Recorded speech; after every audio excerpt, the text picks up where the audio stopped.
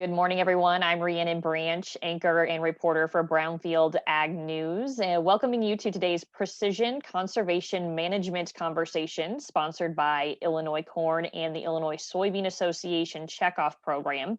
Joining me today is Laura Gentry, Clay Bess, and Brent Weathers, and we're going to dive into the details of the Precision Conservation Management Program. We encourage you all to submit your questions at any time throughout the program through the Q&A function at the bottom of your screen, and we will address those as they come in. But to get things started, let's go ahead and meet our panelists. Laura, can you introduce yourself, please? Hi, good morning. I'm Laura Gentry. I'm on staff with Illinois Corn Growers, where I direct our water quality research, and I am a soil scientist. Clay? Yeah, Clay Bess here. I am the operations manager within the Precision Conservation Management Program. And up until this point, I've worked as the conservation specialist in our East Central region. And Brent. Hi, I'm Brent Weathers. I'm a farmer from southern Vermilion County in East Central Illinois. And I've been working with PCM for probably 3 or 4 years now. And just excited to be on here and talk to you guys about it.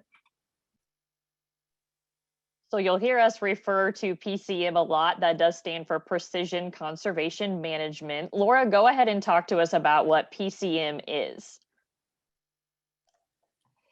Thanks, Rhiannon. So PCM it's first and foremost, it's a farmer service program. And we began the program back in 2016. We first started enrolling farmers, and we created it in response to the Illinois Nutrient Loss Reduction Strategy. And so the program is really designed to help farmers to understand what it is that is needed in terms of meeting the goals of the Illinois Nutrient Loss Reduction Strategy, and to be able to help them to help all of agriculture to meet those goals. So the Illinois Nutrient Loss Reduction Strategy was released in 2015.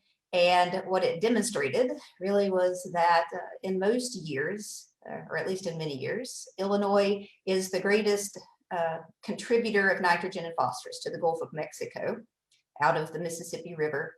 And that's a big source of the Gulf hypoxic zone, which is creating a lot of problems for folks in and around the Gulf of Mexico.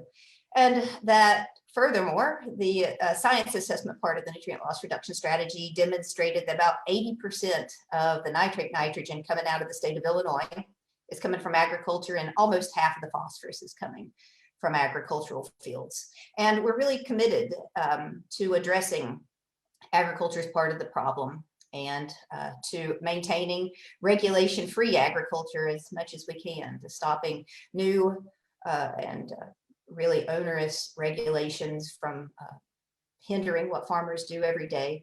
And so we began holding focus groups at Illinois Corn Growers, and we started asking our farmer leaders what it is that when they're on the fence about adopting some new conservation practice, whether it's reducing tillage or looking at their nutrient management or growing a cover crop, and then they decide not to do it. Why is that?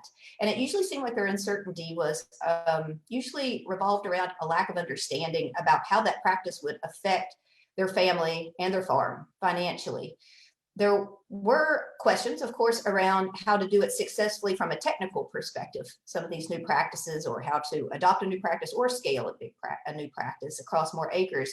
But there's a lot of great resources around NRCS and soil and water, conservation district staff, and other groups that can help them with that. But there was really a lack of resources for the financials. And of course, I should also say University of Illinois Extension to help farmers with the technical side of that. And we decided we really need to provide farmers with more information on the financial implications and how to adopt practices responsibly. We don't want any farmer to become so green that they put themselves out of business. That's a really bad business model for all of us. And so we knew that if we were going to do something meaningful around conservation, adoption, and scaling conservation, it had to have the strong financial focus. But then that opened up a new Pandora's box. That really meant that we had to have farmer data. And that was another concern farmers really often had. Who's asking for this data of mine? And what are they going to do with it? And then who are they going to give it to? And then what are they going to do with it? And so that really became a big question about farmer data. And all of this culminated in a really clear need for a farmer service program with a financial focus that protects individual farmer data, but also makes aggregated results available for objective scrutiny by the farmers themselves and others, and also helps farmers to make meaningful comparisons. And so we developed this concept around the Precision Conservation Management Program as a farm financial program. And we wrote it up for a relatively new part of the NRCS RCPP program. It's the Regional Conservation Partnership Program. And we received one of those awards in 2015 for $5.3 million. We just got it renewed. And so that really was the beginning of how PCM began. Brent, as a farmer in the Precision Conservation Management Program, talk to us about your experience so far. Yeah, well, like I was saying, I went to this field day in 2018 and I watched Clay give this presentation about the conservation practices that they provide, and they go over things with us. And I raised my hand. I'm like, how much is this going to cost me? You know, it sounds interesting, but how much is it going to cost? And he said, well, it's free. We'll pay you. When you guys were first signing people, I'm like, okay, sign me up. You know, I want to see this information, and kind of, we've always been conservation minded farmers anyway. So I wanted to compare how our ROI was versus these other guys that work the ground 3 and 4 times, you know, and it's all anonymous data. It's nice to get that data, and you can use that for your decision-making practices and, you know, see if you're on the right track. And we've been working with cover crops since 2008 and strip till since 2005. And our ground's just been getting better and better. It's got more tilth, it's got more health. It's just, and a lot of it comes to do with working with PCM, because they'll get you into these cover crop programs and they'll help you. Okay, if you do this, it'll make you this much money. But I mean, it's not a quick turnaround with cover crops. It's a long-term commitment. You can't just plant some one year and, oh yeah, I grew 5 more bushel of beans. It doesn't work like that. It's a long-term process, and we have to all be working towards our conservation goals, like Laura said, so they don't regulate us. We want to be able to do it how we want to. We don't want to be forced to do it that way. And PCM will help you kind of bridge your old farming practices to new, more conservation-minded ones, and show you how it can be done and how much it costs and how much you can make. It's very good comparison from them. For those who might just be joining us, visiting with Laura, Clay, and Brent about the Precision Conservation Management Program in Illinois. And we will be answering questions. Panelists will be able to answer those live as they come in. So viewers, feel free to ask those in the Q&A function at the bottom of your screen. Laura, how can farmer involvement in PCM help other farmers in the ag industry? Sure. Yeah, that's actually a excuse me, a great part of the whole ingenuity of the PCM program is that its impact extends far beyond the about 350 farmers that we serve. I should have mentioned we are in Illinois, but we're also in Kentucky. And in total, we serve around 350 farmers, around 350,000 acres.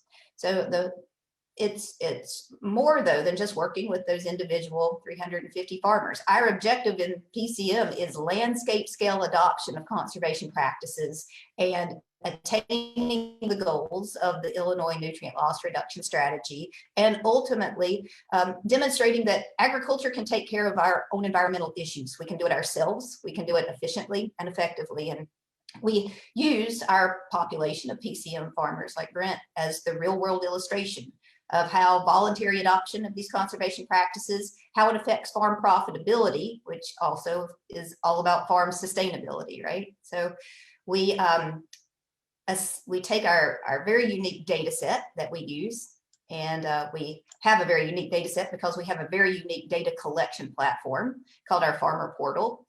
And we use the specialists, the PCM specialists like Clay, work one-on-one directly with each one of our farmers.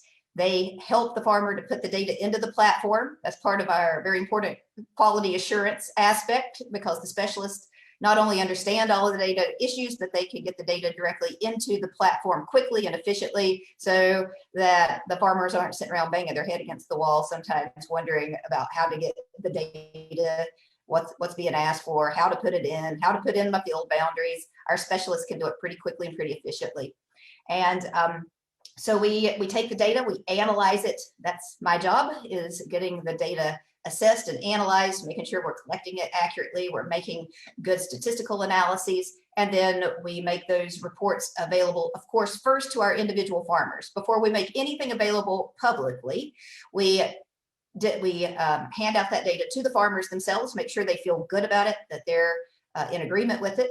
And every farmer had already agreed that they'll allow us to use their data more publicly in an aggregated, anonymized way.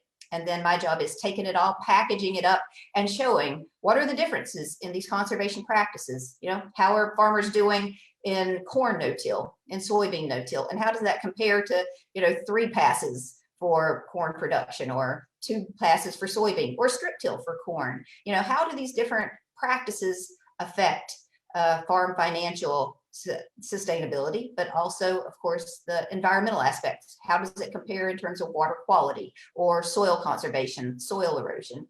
Those are all the assessments that we make. And that's really important for helping us to reach beyond just the 350 farmers that we work with. All the farmers can access this data. We make it available every June in a Prairie Farmers insert that we send out. I have mine right here. And we also make it available through University of Illinois Extension's Farm Docs platform. So if you go into Farm Docs, you can see a lot of our economic analysis, and farmers across the country actually log in and look at that, and it helps them to make decisions on their own farms. This might be a good opportunity for Clay to jump in. A question from an attendee. David asked, what are the time restraints that are required for collecting and entering that data on the farmer side? Yeah, so Specialist is working year round. We're definitely going to reach out and put that data in really whenever the farmer wants us to. Our ideal time is to get data entered anywhere between July and August, maybe some into September. After planning is over is when we start to reach out to set up those visits with the farmer. So we're going to collect the field passes through the field during the summer, fertility trips, tillage passes, planting harvest data, and pesticide applications in the summer. And then we'll reach back out after harvest is over to get yield collection. But you know, if a farmer is really itching to get going, we've signed farmers up in January or February when there's downtime as well. Clay, what are the most common questions you get from farmers that are interested in signing up for the program? Yeah, I would say Brent asked the most popular question is, what's this going to cost me? He brought that up. So it's nice to be able to say that we're going to pay a farmer. We pay farmers $750 over 2 years. And we're really doing that because we're trying to provide value right away, right? And if it takes a year or two to build a data set, to start to see those trend lines within an operation, we've got to provide some type of value, and that money for joining is how we provide that value. So I'd say that's probably question number one. We've talked about data. That's another question. Is the data secured? Where does that data go? And we're obviously very confident in that.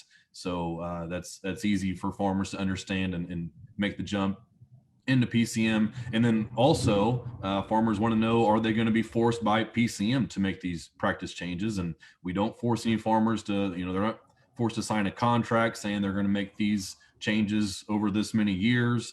It's just a consultation piece from PCM to sit down, and it's up to us to find which practice can work on which field, or which acres are similar to other acres in the program where there has been success. So I'd say those are the few questions that are most popular. Clay, go ahead and talk to us about some of the most successful practices that you can recommend to a farmer. Yeah, so the biggest win coming from our data statewide relates to nitrogen. It relates to the timing of nitrogen application, and it relates to the rates of nitrogen application. Timing wise, we're seeing farmers that apply more than 40% of their total nitrogen in the fall they are anywhere from $20 to $40 less profitable than our farmers who are applying majority of that nitrogen in the spring or in the season. So that's been an easy conversation to have with growers, trying to get them to move more to the spring. Obviously, there are logistic issues and things to get around when you do change those timings and maybe even the product, but the numbers that we're getting back on that bottom line, it's making it worth it for farmers to figure out those logistical issues. And then the rates, we're seeing that maximum return to nitrogen recommendation from the University of Illinois, that MRTN rate, that's in the range where our most profitable corn farmers are. And we're seeing growers that are applying definitely below 200 pounds per acre are our most profitable. So obviously you got to factor in yield there. And if it's a much more productive field, then we'll work with that rate. But yeah, our biggest successes have been with nitrogen. Another question from an attendee for you, Clay. What success have people had in far northern Illinois or other colder years getting cover crops established before the ground freezes? Yeah, so first, and I don't think we've talked about our geography yet, and we'll be excited to answer this question a year or two from now, because we're actually moving into far north Illinois. We're going to be covering Winnebago, Boone, DeKalb, Ogle, and Lee counties in the next year. So we'll hopefully have some experienced PCM growers who can answer that question. But yeah, even in central Illinois, our farmers face colder winters or later harvest, and that getting the cover crop out there, especially if it's a winter kill species, oats and radish, it's been very difficult to get that established, especially if you're trying to plant it after harvest. And Brent has some experience here of planting before harvest. More and more farmers are getting it flown on. And I think that's because these outfits that are flying on aerial applying cover crops, they're getting more successful. And farmers are realizing what rates work and what, what's too much, or how much do they need to put Siri out there. But yeah, those overwintering species like Siri that I mentioned, triticale becoming more and more popular in central Illinois, getting those out there before harvest is taken off. That's where the success has been in those tough winters for cover crop. We're going to have Brent talk to us about some of his practices in just a minute, but I want to touch on why you guys are able to expand the program this year, and that's part of a partnership. Laura or Clay, can you talk to us a little bit about that partnership and what that's going to allow for this program? Sure, Rihanna, I can speak on that. We're really excited about the partnership with Illinois Soybean Association. Their board voted in December to become a full member in PCM. So that means that they are equally sharing the cost with Illinois corn growers to manage and operate the program. And we see this partnership with Illinois Soybean Association as really one of the most impactful unions in U.S. Midwest agricultural history around conservation issues. It cannot really be overstated how great it is to be essentially merging the landscape, the corn and soybean landscape, with our two commodity associations. The partnership, of course, it's very strategic, and the partnership allows this growth. We're going to be creating 3 new PCM regions. It allows us to bring in new cropping systems. More wheat, double crop beans is one of the rotations that we really want to address more than we have to date.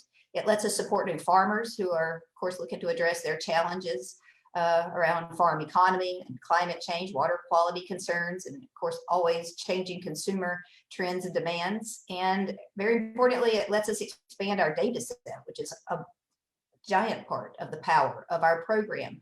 And as we already mentioned, that data set is what really allows us to reach farmers across the Midwest and to give them the right information to be able to be more confident and more successful when they adopt a new conservation practice or they expand a practice across more acres. So the expansion with Illinois Soybean is going to allow us to open up 3 new PCM regions, work with about 300 more PCM farmers, and it makes our data set directly applicable to most of Illinois, because with this, we'll be in about 30% of the state of Illinois. We'll represent 30% of the state at that point, and we'll be able to expand that data and really translate it to all the farmers in the state. And it's even going to let us reach specific geographies across state lines. So just really excited about the expansion. I'll remind everyone joining us today, if you have any questions about the Precision Conservation Management Program or conservation practices, you can go ahead and enter those in the Q&A function at the bottom of your screen, and panelists will be able to answer those before we wrap up. But Brent, let's move forward for you and talk a little bit about what has worked best on your operation in terms of conservation practices through this program.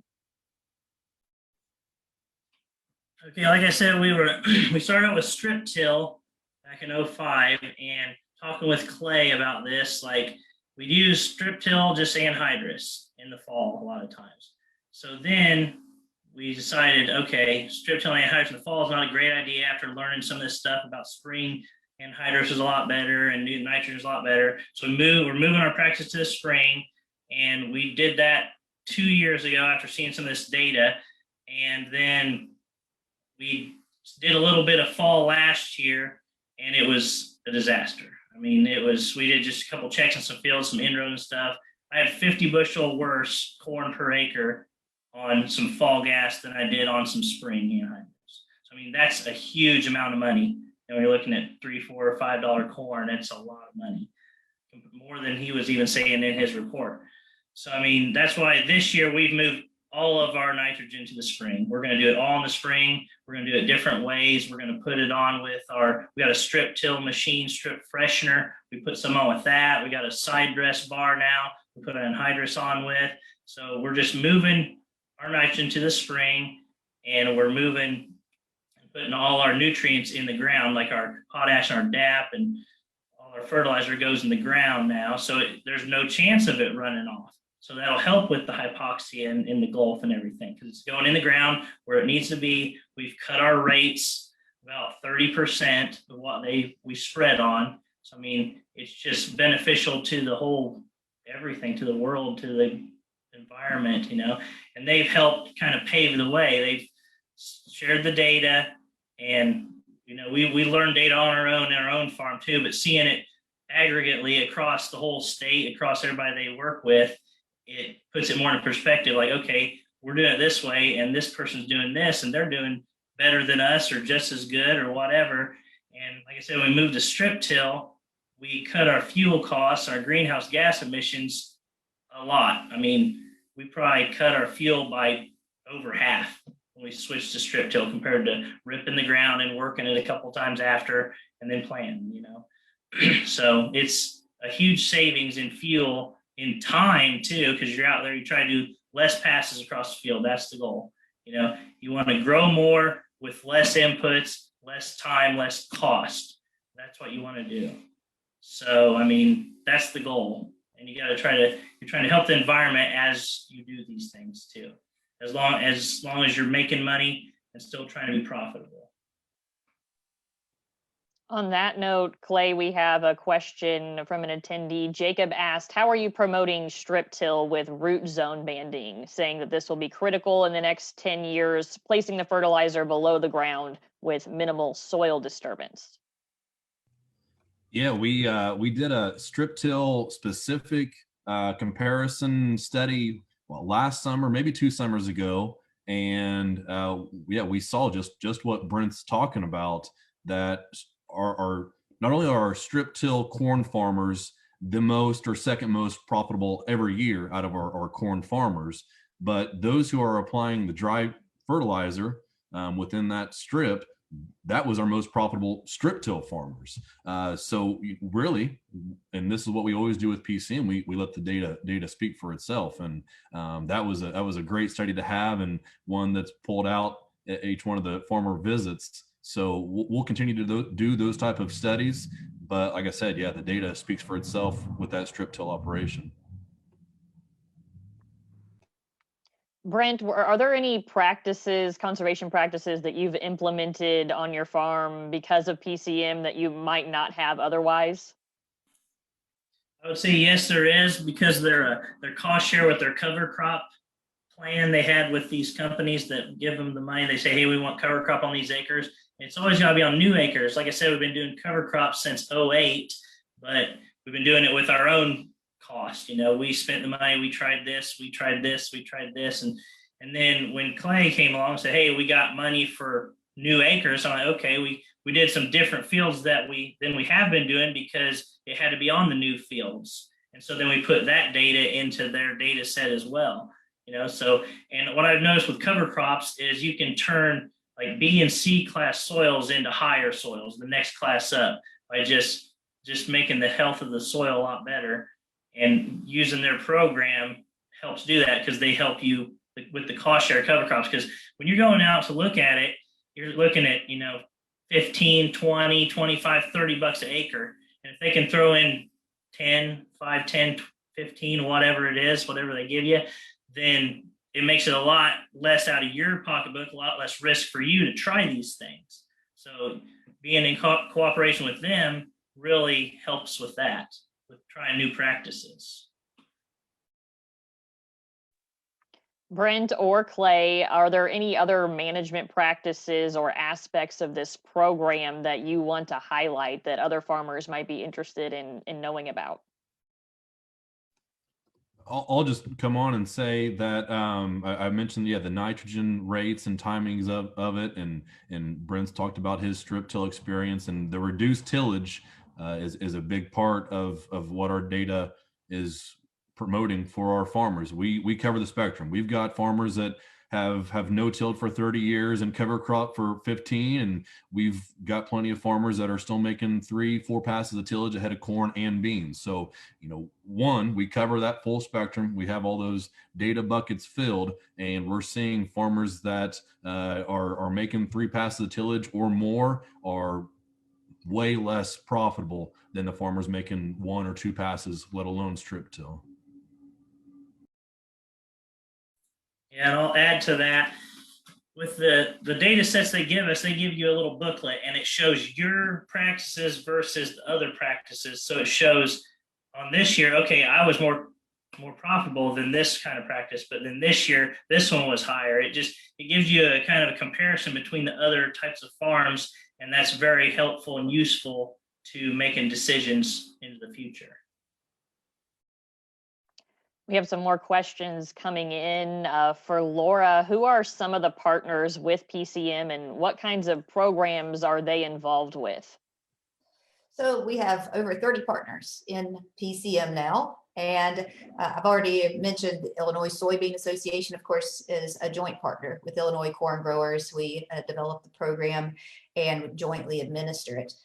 I've also mentioned NRCS and the Soil and Water Conservation Districts are really critical partners with us. In fact, our specialists like Clay are all hired through the Soil and Water Conservation Districts, and they provide just invaluable resources for us. And they actually, our specialists work right out of those Soil and Water Conservation District offices and work side by side with the district employees there.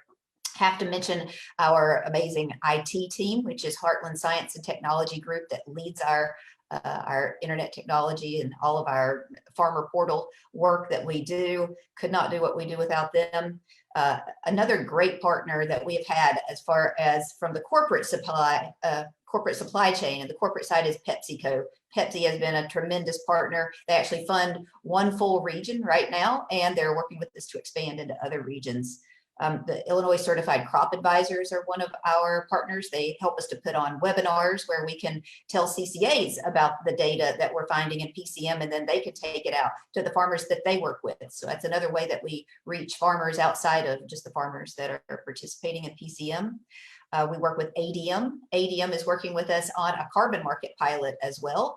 And we are a member of a carbon program called Ecosystem Services Market Consortium. They do carbon, but also water quality credits that farmers can develop those credits, or they can generate those assets and get paid for them.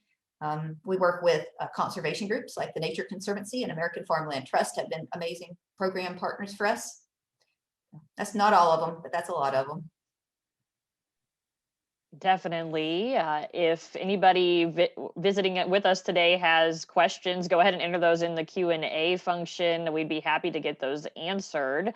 Another one coming in, is there any interest in expanding PCM into states other than Illinois and Kentucky in the future? And Laura, you can go ahead and touch on any future plans for PCM. Yeah, sure. Thanks, Rhiannon. So the answer is yes, we are in different ways. So the way that PCM is structured now, we're a full service program. We have we've been very fortunate with the commodity associations that work with us that actually develop the program, that they have basically reinvested the checkoff dollars that they're receiving from the farmers that grow the corn and soybean across Illinois. And with that money, we can make a full service program with the technical support and the IT support. So, and then we have great partners like PepsiCo who also fund some of that work as well. And Pepsi is actually helping us to expand into Nebraska. So soon we're going to be working with corn farmers in Nebraska. We're very excited about that. But another way that we are looking to use the PCM program model, but to work outside of the current model to help farmers outside of just Illinois and Kentucky, is we have had many requests over the years to make available our data collection platform that I mentioned, the farmer portal.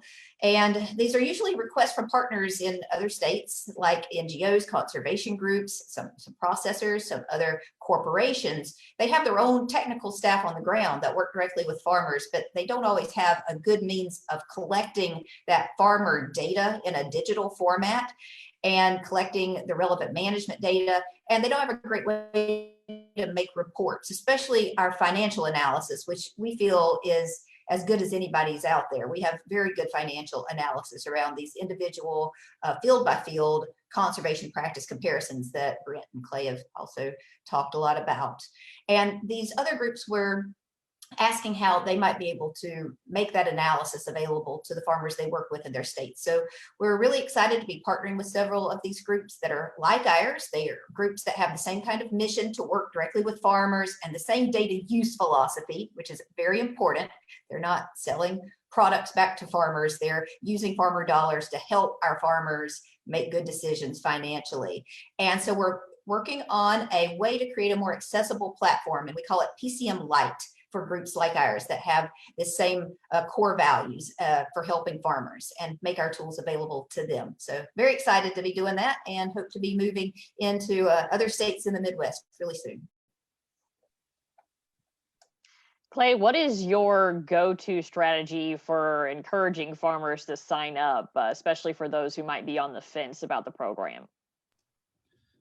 Yeah, I'd say typically, and this is 99% of the time, we're going to get 20% of an entire operation enrolled as far as acres are concerned. That way we get a good representation of what the farmer's working with. But if I've got a farmer that I really want to work with, or just would be a good asset to have as a part of my farmers, I might be lenient there. I might say, let's give me two cornfields and 2 bean fields for this year. Let me put that in the system, and we'll give you a report. And usually, once we get their data in there, comparing against other farmers, then kind of catch their eye about the data we can provide, value we can provide, and that's real life examples, because I've had a couple farmers where I do that for, or maybe they said they were in a hurry the day I enrolled them, and then I sit down with that report, and halfway through the report they say, all right, we're sitting down this summer, we're putting all 7,000 acres in, which is what the last farmer that this situation plan wound up doing. So yes, we can start small, get them in, get the data flowing, start that conversation, and let it take off from there. Brent, do you have any advice for other farmers who are interested in signing up for PCM?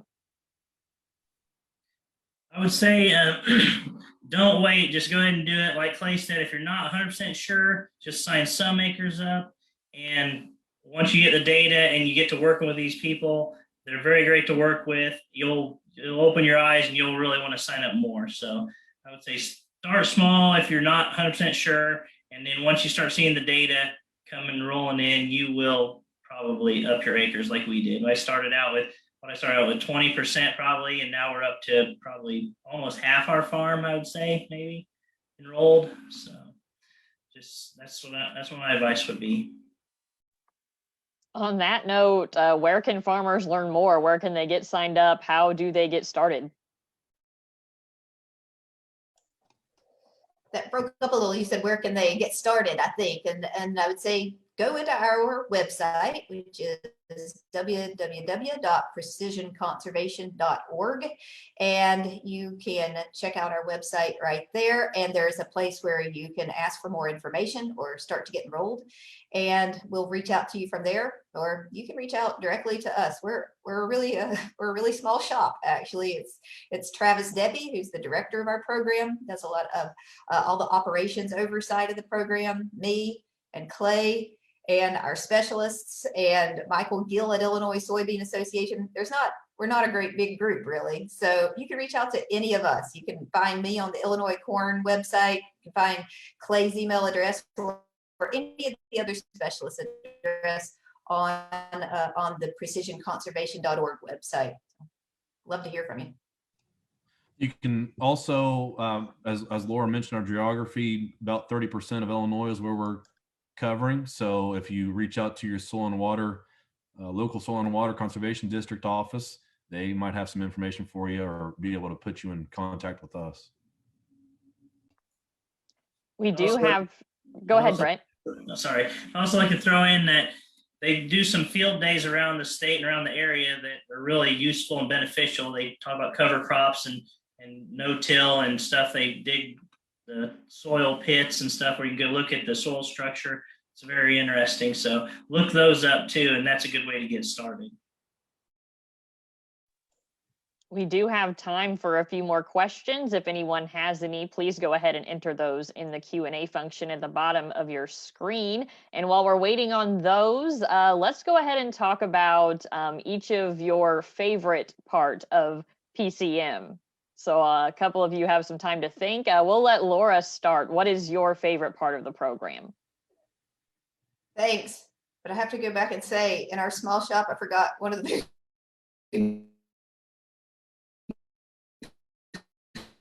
supportive people. We would just all fall apart without Debbie. That was dumb. Sorry, Debbie. So my favorite part about the program, gosh, what is my favorite part about the program? I'll say that anything that's successful is kind of fun, right? And when we started this program, we didn't know how successful it would be, and so that's been tremendous. It's not just because, well, it was a great idea and we did work our butts off on it to make it go, but we had great partners. And so the partnership within RCS, our corporate partners who have come in and helped us, has just made it such a pleasure to continue working really hard on the program. And then there's just so much momentum behind all of these issues around conservation right now. There is no way for us to get around working in this space. Midwest commodity associations like Illinois Corn and Illinois Soybean Association, we cannot ignore the importance of addressing conservation concerns. And it doesn't really even matter what the reason for it is. There's so many reasons, whether the reason for being proactive in the conservation space is to thwart government regulation, to maintain freedom to operate, which we feel is really, really important. Maintaining the innovations that come from a regulation-free agriculture is so important. Or whether you're getting in this space to address consumer demands or to open up new markets.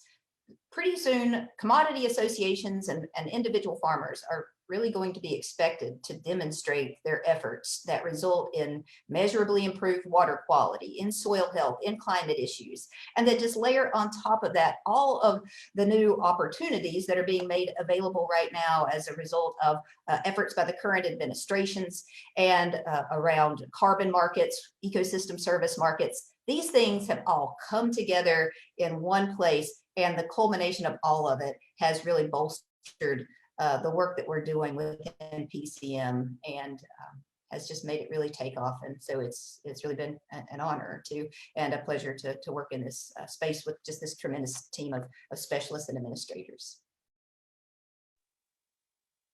Clay, go ahead and share your favorite part with us.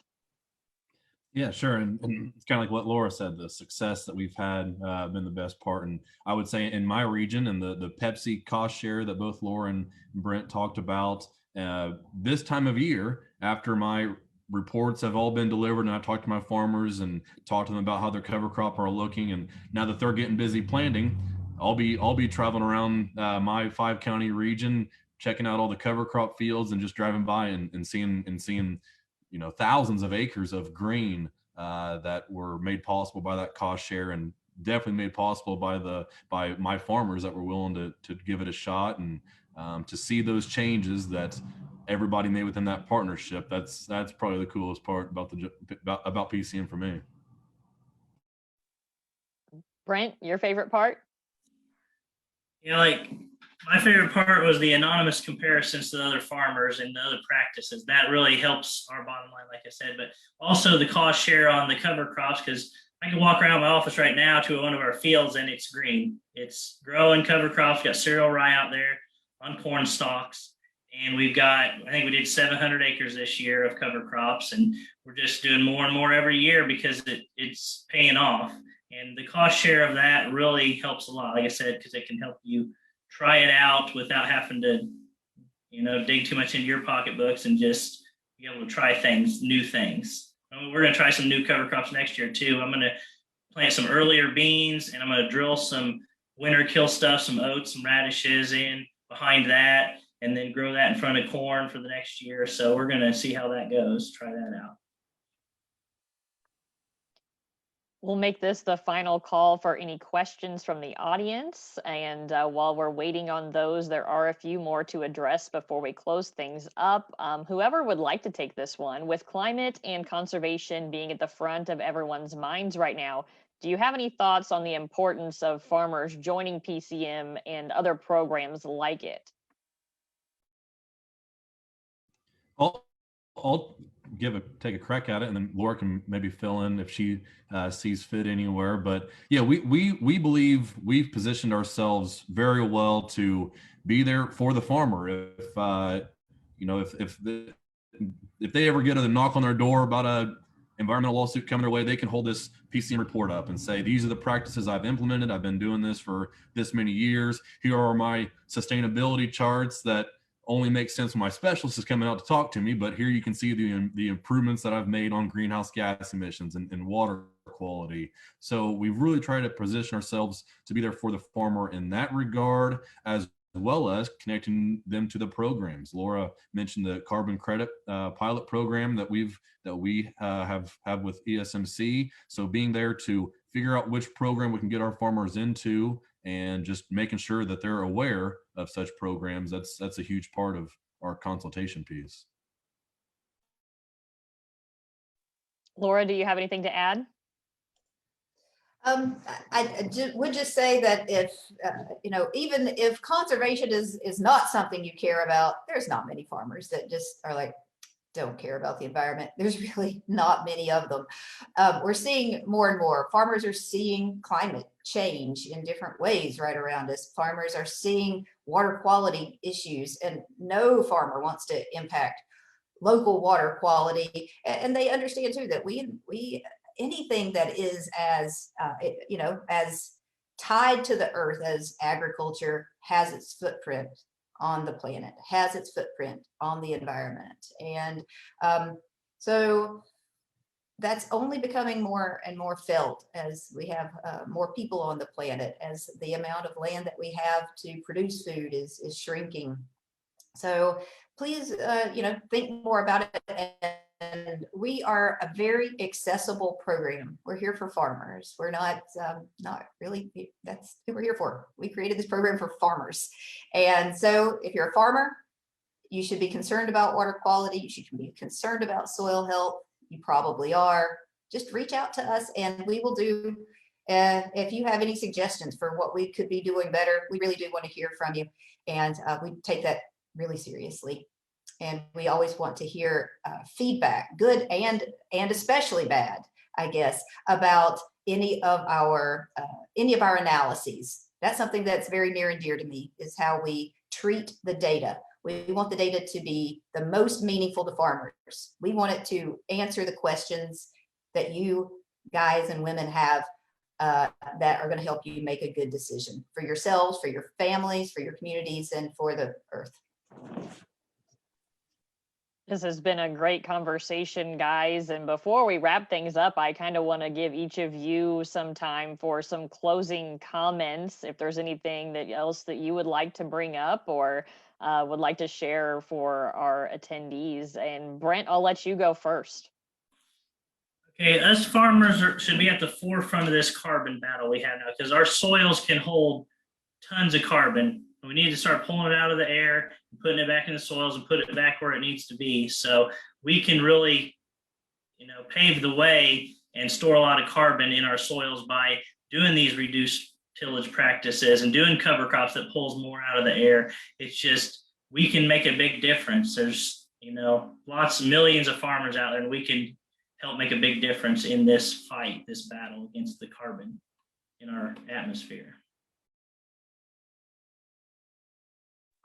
Clay? No, I would just say, just to talk about the excitement that we have within PCM with the new geographies and the data coming on board. We talked about farmers being more comfortable with our system and putting more data in. The potential that the program has is pretty outstanding, and it's nice to talk about that internally as a team. And we're all excited about that, and our farmers are excited about that. The data that comes from it that we've talked so much about, to be able to compare against other farmers in the county or the watershed, down to a township level, and then being able to connect those dots, right? There's so many partners out there and programs out there that you can get lost in very easily. And for us to be able to have a deck of business cards that we can call up and get an answer if we don't have it for, or sign a farmer up for a program they never heard about, that's exciting to us. And it's been a joy to be there for the farmer in that regard.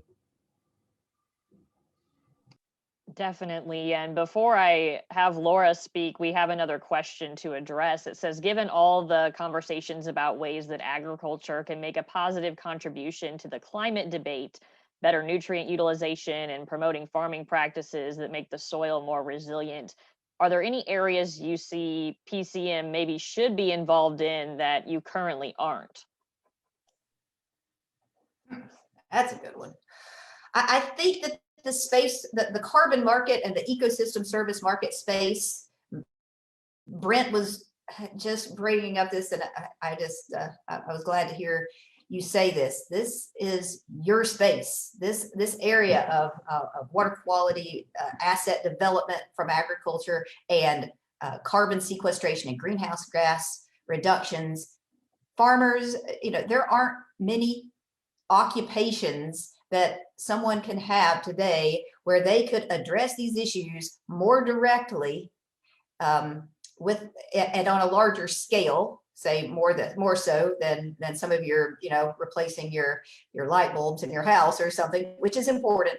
But the way that we can impact millions literally of acres, this is your space. And we need to be sure that as we know, this space is going to grow. It's going to become just more important, certainly over the next 4 years. And we have every reason to want to be sure that, since it's the farmers who are accepting the risk of these practices, that are accepting the management burden of them, that are accepting all this extra work that comes from it, we want to be sure that they're generating the benefits, that they are accruing the same benefits that other people that might be grabbing for some of the money that's tied to some of those benefits is going to get. That I feel like is something that Illinois Corn and Illinois Soybean Associations can also certainly help with through our different policy advocates that we work with all of our different representatives and senators that we work with. We want to be sure that our voice is heard and that farmers are the ones who are also accruing the benefits. And that is something that if we just sit back and are quiet about it, it probably won't just happen because there's a lot of players in this space right now, a lot of people seeing that it's a big play and that it's only going to become more important over the next 2 to 3 decades. Brent or Clay, anything to add for that question? All right, Laura, thank you for addressing that question. Do you have anything else you would like to mention for your closing comments? Every chance that I get, I always want to say thank you to the farmers who are part of this program. It's obviously a farmer program and we don't have much of a program without you. But it's really generous of the farmers in the program to allow us to use their data. This is an entirely voluntary program, and you know getting into it that you're doing more than just getting something for yourself, that you're helping your neighbors, who by the way are also their competitors, right? So they are making data available to all the farmers in Illinois to make us all better farmers, to make us more profitable and more sustainable. And you know, that's a really great thing. And so I just always try to make sure that they understand how much we do value their participation and Well, I'd like to thank all of the panelists and attendees for joining us today for the Conservation Conversation sponsored by Illinois Corn and the Illinois Soybean Association Checkoff Program. For more information about PCM, you can visit precisionconservation.org. You can also find the full replay of this program and submit any further questions at brownfieldagnews.com. I'm Rhiannon Branch for Brownfield.